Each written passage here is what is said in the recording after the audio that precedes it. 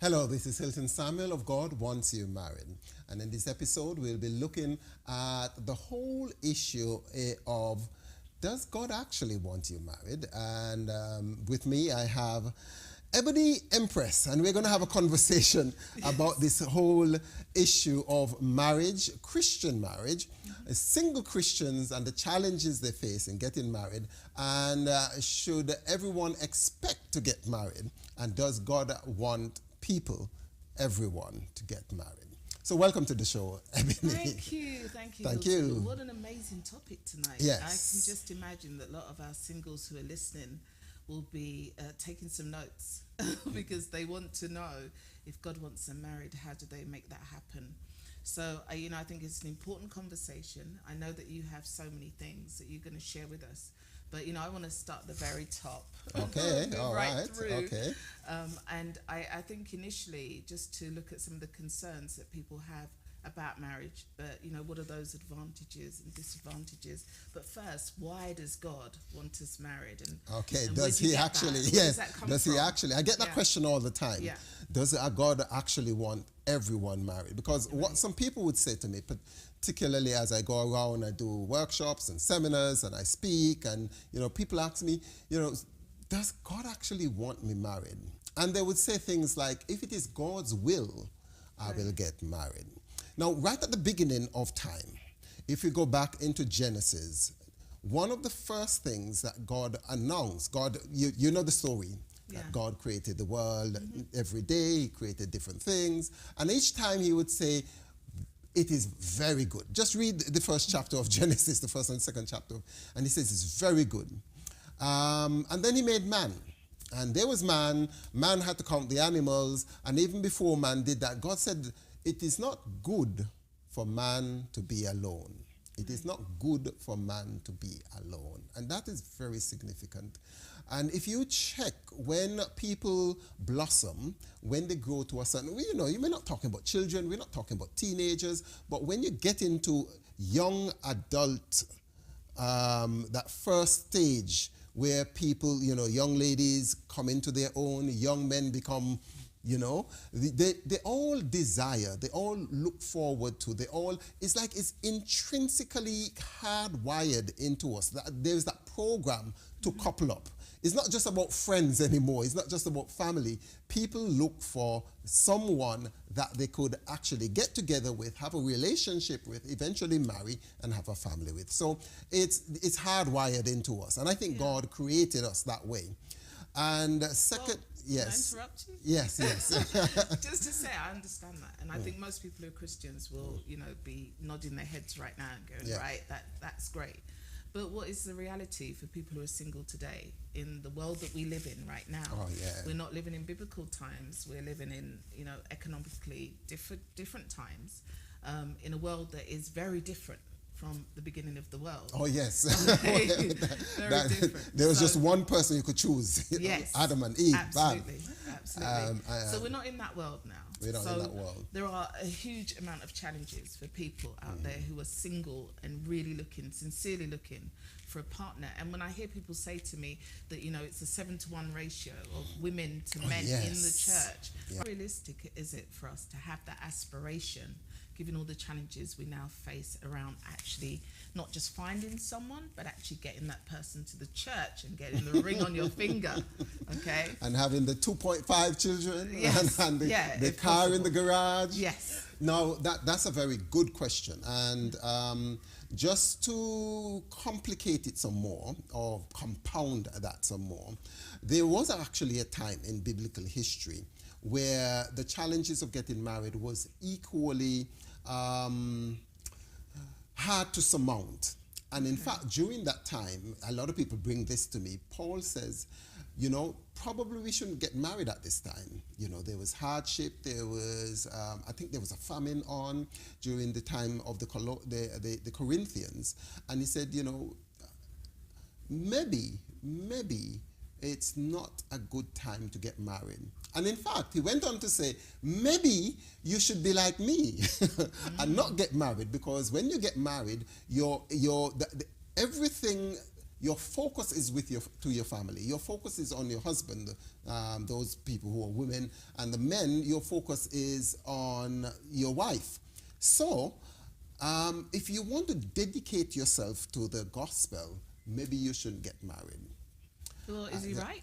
Well, Because he didn't get married. He didn't get married. And there's some theological debate about whether or not he was married. Okay. And then there was Jesus. Yeah. Jesus came and he lived a totally dedicated single life. Yeah. And these are two strong pioneers of Christianity. One actually created Christianity, and the other one popularized Christianity around the world. And then back in the Old Testament, there was Jeremiah. Jeremiah was mandated by God not to get married. Now, how do I reconcile this concept that God wants you married with these examples? And I'm going to go on to the challenges that you spoke about. Now, the first thing, they weren't totally against marriage. Right. Jesus himself promoted marriage. He started his ministry by attending a wedding. You remember that? Mm-hmm. That turning water into wine? Yes. He went to, and he actually said that a man should leave his mother and father and get hooked up with his wife and start a new family. So Jesus promoted marriage. Paul too promoted marriage. He said it's better to marry than to burn, with your passion. So they weren't really against marriage. However, there are people who are born eunuchs. You know, okay. They don't have the desire. Not very many people actually. I'm not one of them. I'm married really. Right. They don't have the desire. Some people make themselves eunuchs. Some people are made eunuchs of other men. So there is a segment of our population that, you know, they don't really desire it. And there is another group of people who actually dedicate themselves, like Paul, to the gospel. Okay. To the promulgation and the propagation of the gospel. So if that's you, that's fine. When I said God wants you married, that's what we call the ideal. Right. But God won't force you if you don't want to get married. Well, if you choose not to get married. Now, the challenge comes where you want to get married, but you can't. There's no one to get married to, yes. Or there's no one to marry you. That is the challenge. Yeah. In the modern concept and in the modern context, you mentioned an interesting statistic which said that there is 1 man to every 7 Christian single available wanting to get married woman. I don't know where that came from, but it is something that has been flying around. I probably need to research if that is actually true. But the fact is that there are more women in the church than there are men. I mean, outside the church, there is actually an imbalance too. Yeah. But it is exaggerated in the church. And then you want to, I think the honest question that I have to deal with is, you know, well, if everybody wants to get married, or if a lot of people want to get married, and there is this scarcity of people to get married, you know, what's going to happen? Yeah. I have some answers to that. Would you believe? I can believe that. Yes, I have some answers. But maybe we want to go back to the beginning and talk about, you know, for people who are listening, you know, what are the advantages of getting married? Because we do know about the issues. We know about the problems with the numbers and the scarcity. I mean, that's absolutely clear. I think if you go to any church nowadays, you don't even need to believe the statistic, but you know the reality is. You see it. You walk in and there are no men. Yes. Where are the men? They're mainly women who are in the church right now. And a lot of single women who are desperately waiting or, you know, waiting on the Lord to bring that special person. I don't particularly like the word desperate, but you know, yes, they are waiting. They're waiting. And I think sometimes there is that challenge of like you know your faith is strong and your belief is strong that the person that you want, you know, who is right for you will at some point appear in your life. But I guess for those Christian women, the question's going to be, do I wait on the Lord to bring someone to find that one person who may come in, or do I look outside and choose someone from outside to fit what I want in terms of a husband. But we can talk about that later. But yes, I think because I do have a formula, a biblical formula. To I know share you with have people, a yes. formula. But I want us to focus on the advantages and disadvantages, because I think there are a lot of people out there who just will not consider marriage now. It's become a misnomer. There's no reason why I should be married. There are no advantages in it. And clearly there are some disadvantages. And I think we need to be clear what those are as well. Okay, yes. What are the advantages and what are the disadvantages? Now, one of the first things in terms of having someone in your life married is obviously companionship. Okay. When the first man was created and God said it's not good for him to be alone, you know, he counted the animals and he recognized that there was not an animal or a creature, let's call him, someone who is similar to him. And then God put him to sleep and made. So companionship is one. Secondly, someone in your life that you could actually intimately share your soul with. There is nothing, you know, and some people talk about it. One particular lady said to me that when she comes home from work, she has a very high-powered job. She's in charge of a number of different people. She runs a business. And when she leaves all that and comes home, there is nobody to walk into the house to talk about the challenges of the day to talk about her desires, her aspirations, just to share intimately with. So marriage helps you to actually bond with someone in that way. There has been research that has been done on this, and I think there are two very renowned researchers in America. One's called Gallagher, and there's another one called Waite. Okay. And I think they've put together, they've written a book actually. I can't remember the name of the book, whether it's the benefits of marriage or whatever.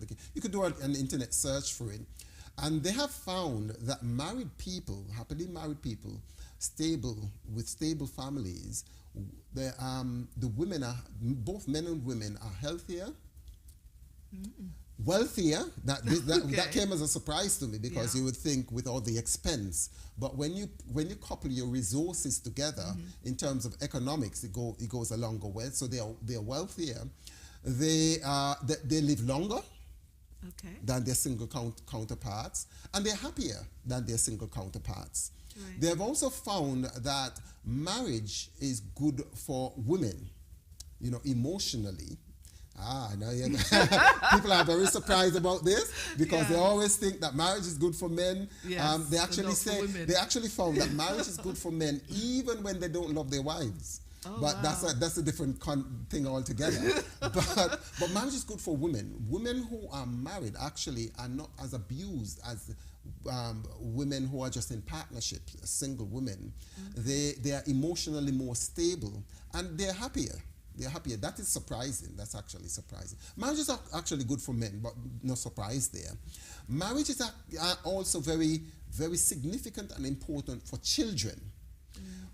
All of the research show that children with single parents, and I'm not having a go at single parents. In fact, I think that they're doing a wonderful job, given the circumstances that they're in. But a lot of children, they don't do well at school.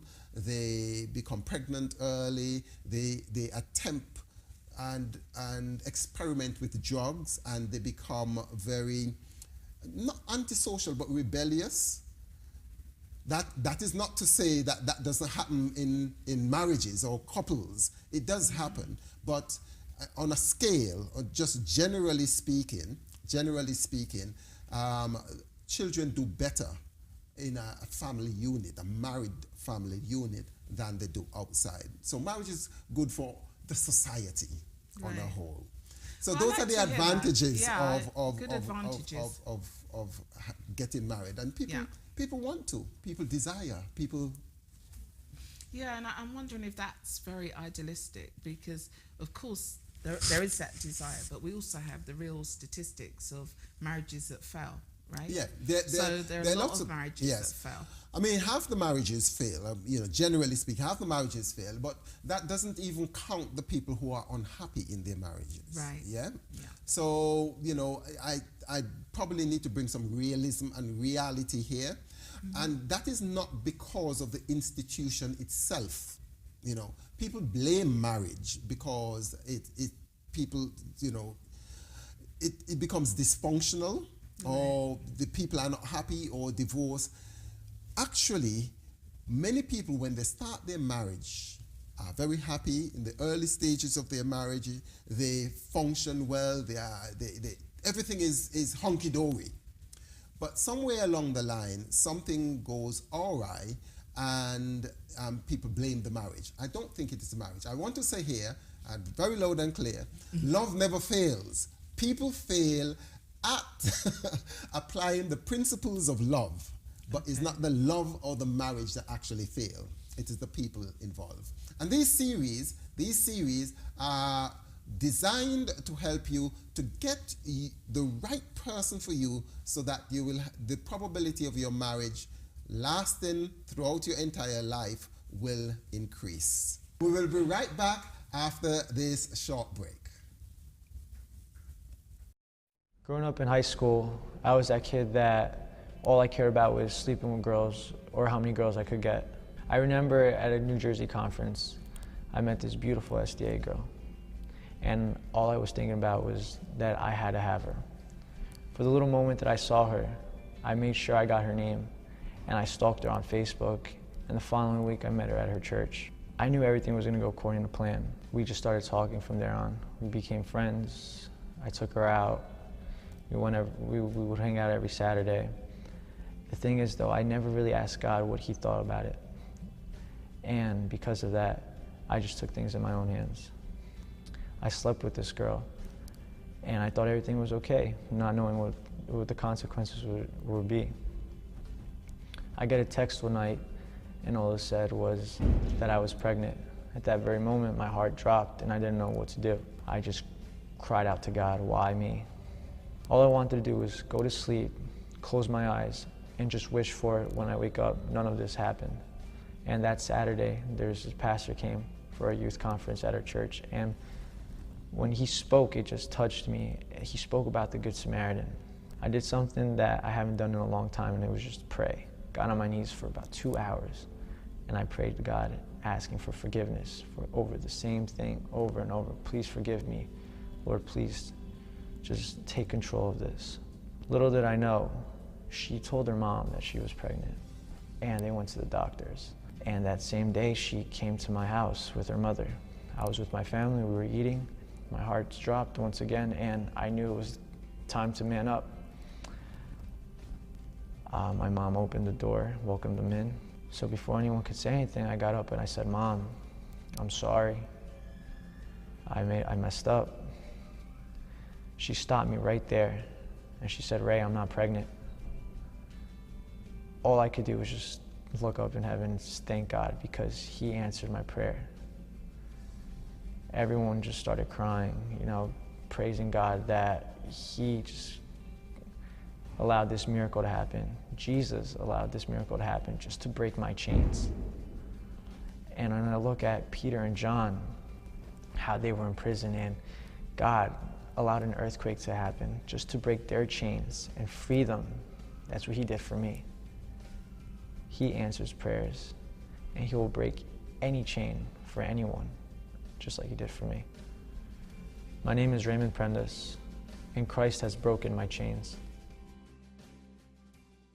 Gospel Roller Jam presents the Summer Skate Extravaganza All Dayer, taking place on Bank Holiday Sunday, the 24th of August 2014, featuring live PAs by Jahazil, Lyrical Soldier, The Company, and many more. Also featuring London's finest gospel and uplifting DJs. This all takes place at York Hall, 5 Old Ford Road, Bethnal Green, London E2 9PJ. Admission is £10, including skates. For more information, contact the Gospel Roller Jam team on 07 923 609 783 or MediaNet Gospel on 07 908 237 036. This is a fundraising event in aid of the New Life Urban Youth Project, getting youths off the streets and out of gangs. Welcome to part 2 of God Wants You Married. With me is Ebony Empress. Hi. And we have been discussing that God does want us married. Yes. We did look at the advantages and disadvantages of Yes. marriage in part 1. We also went we started looking at the first P of the P plus P plus P equal divine romantic success formula. And we probably want to continue that conversation about preparation. We spoke about mental preparation, but there are other aspects of preparing for marriage. Getting ready, getting yourself ready, getting yourself geared up towards that big capital M. So what are the other 2 aspects that we're going to be covering in this? The other 2 P's. Part, yeah. What are the other actually, 2 I want Ps? to continue along with preparation. And one of the things I think I want to discuss, which is very, very vital, is actually knowing what you want. Okay. Knowing what you want. What do you want? What are you looking for? A lot of people they're looking for a boyfriend or a husband, they're looking for someone specific, a wife, a girlfriend. But I generally tend to say that you should flip it around. There was a time Jesus was going down the road, and a couple of blind men came to him and, wanted a miracle for him. Right. And Jesus said something rather curious. He asked the men, well, what do you want me to do? It was self-evident that the men were blind and they wanted to see. Right. But Jesus forced them by asking them the question, well, what do you want? And the men said, we want to see, and he actually healed them, gave them their sight. The point of that is, God also wants us to be clear in our mind, what are you looking for? What are you looking for in terms of a marriage? Many people think about, well, what do they want in a man or what do they want in a woman? I would say, what do you want your marriage to be like? What do you want your home to be like? If you visualize your home, where do you want it to be? How do you want the inner decor to be? What do you expect from a husband or a father? Who's going to be putting the children to bed at night? Who's going to be bathing them? Who's going to be doing the DIY? Who's going to be doing the cooking, washing, cleaning? How do you really want this person to respond to you? How are you going to be responding to them? If you picture that in your mind and you think about what you want and you kind of reverse engineer that, then you will be looking for someone who could fit that role. So that's a really great point, some really great points that you raised, Hilton. But I wonder in my own mind, how do you come up with a template for the future when you haven't had the experience to design something in terms of a marriage, creating that happy home that you're talking about? Some people are not mature enough to make that decision. Some people have just not been exposed in their lifetime to something that allows them to come up with ideals for a future. So how does that work? Where would you get the ideas from to create something that would help you to have the life that you want? That is a really very valid question. And it's not as difficult as we are making it, as we probably perceive it to be.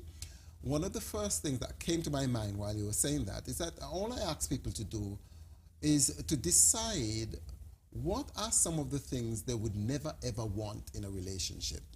We could sometimes call it deal breakers, but I call it what is it that you must not have? I have 3 haves. What you must not have, what you must have, and probably what you could have, maybe have. Okay.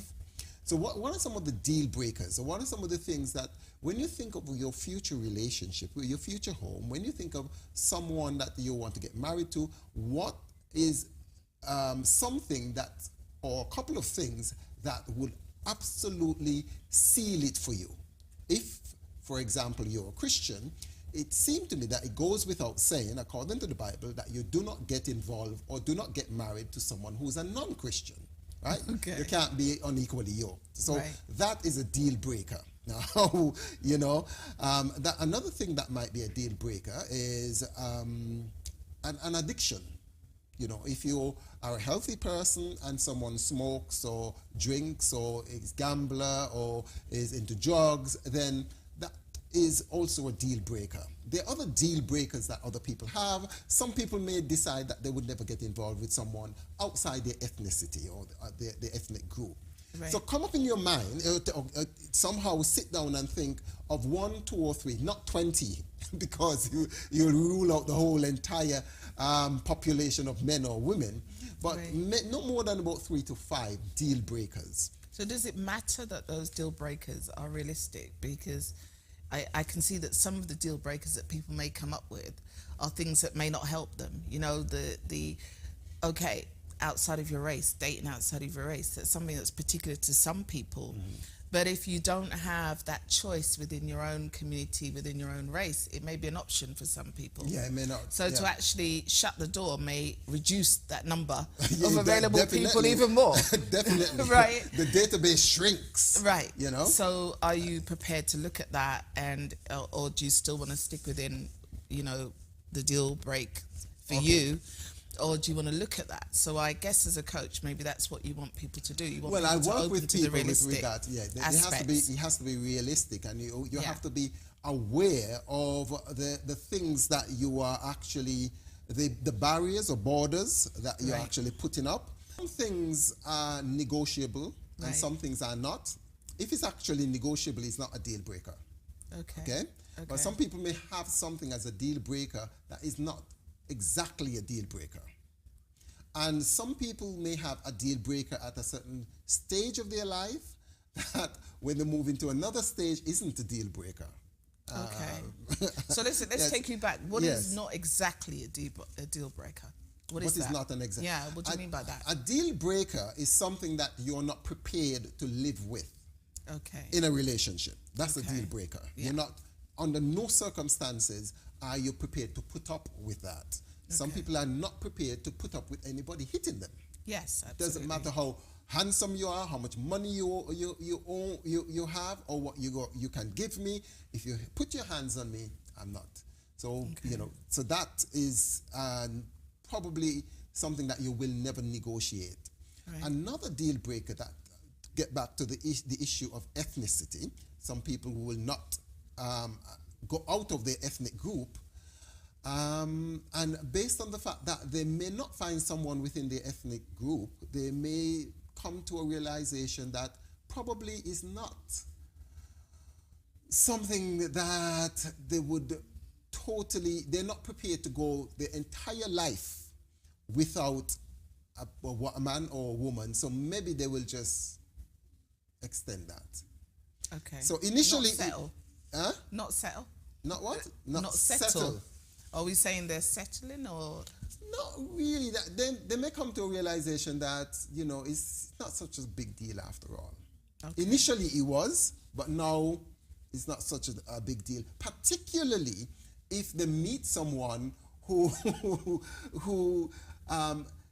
does not fit the bill in terms of ethnicity, but in every other area, this person actually is what they're looking for. Okay, so a lot of women say, I need a guy who needs to be tall, dark, and handsome. Yeah. Okay?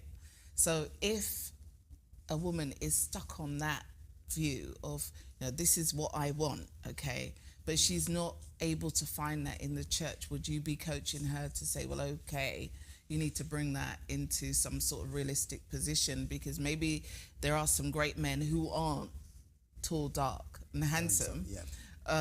You know, how do you get people past that? Because now our communities are very visual, okay? Everybody has, you know, a camera on their phone, and yeah, people want to know what you look like. Who do you look like? Very important how you look like. So if you don't fit the bill that some people have in their minds, how do you help someone past that? Okay, so this is where I come in. What must you have? What it is that you need in your relationship in order for it to function at a level that you would be happy. Right. So if we look at that and we recognize that all the qualities that are required for making you happy are currently present in this one person, except this area that you're not willing to negotiate, then you might want to look at that again. Okay. Yeah? You might want to look at that again. Because this is not a do or die situation. is not the fact that this person, you know, let's say that this person is a non-Christian. Right. And you are a Christian. That person has all the qualities that you want in a man or a woman, but they just don't believe in God. Right. Now, that for a Christian is actually a major deal breaker, because if you get married to that person, even if you are having a wonderful, great time, the fact that it goes against your spiritual belief, it would eat away at you. You know, you will get, you know, and ultimately you will be miserable. Right. You'll be miserable because you're going against the command of a God that you believe in. So basically you're saying it's not all right to marry someone who may decide that it's okay for you to go to church, but, you know, I'll stay at home and watch football, right? So No, because that's what happens. No, that happens, but biblically speaking, it's a mismatch. And you're Right. going against the thus saith the Lord. Right. Yeah? Because the Bible clearly says that you must not be unequally yoked. Now, if it happens that you are, then we have to actually bring some other principles in place. However, to start out with, it's not a good idea to go against your deal breakers. Oh. To round up, you need to be clear about what you want. I recommend that you sit down and think of the type of home that you would like to have. The type of environment that you want in that home, the type of interaction you would like within both you and your husband or wife, with your children. And also, you need to be clear about what we call 3 haves. What you must not have, which are your deal breakers, what you must have, and then the 3rd have, which is just a requirement. So, you know, your preferences. You might want someone who has long hair, but that at the end of the day is neither here nor there. So have those things clearly, lucidly clear in your mind, and it makes it easier to make a decision when you meet someone whether or not that person can fit the role. It also makes it easier when we go on to the other P, which is praying, and how to pray so that your prayers would be successful. So we're very delighted that you were able to sit in on the conversation with myself and Ebony. Thank you for being with us, Ebony. And in part 3, we will be looking at how to pray so that your prayers are romantically successful. Thank you for being with us, and we will see you in part 3. Gospel Roller Jam presents the Summer Skate Extravaganza All Dayer, taking place on Bank Holiday Sunday, the 24th of August 2014, featuring live PAs by Jahazil, Lyrical Soldier, The Company, and many more. Also featuring London's finest gospel and uplifting DJs. This all takes place at York Hall, 5 Old Ford Road, Bethnal Green, London E2 9PJ. Admission is £10, including skates. For more information, contact the Gospel Roller Jam team on 07 923 609 783 or MediaNet Gospel on 07 908 237 036. This is a fundraising event in aid of the New Life Urban Youth Project, getting youths off the streets and out of gangs.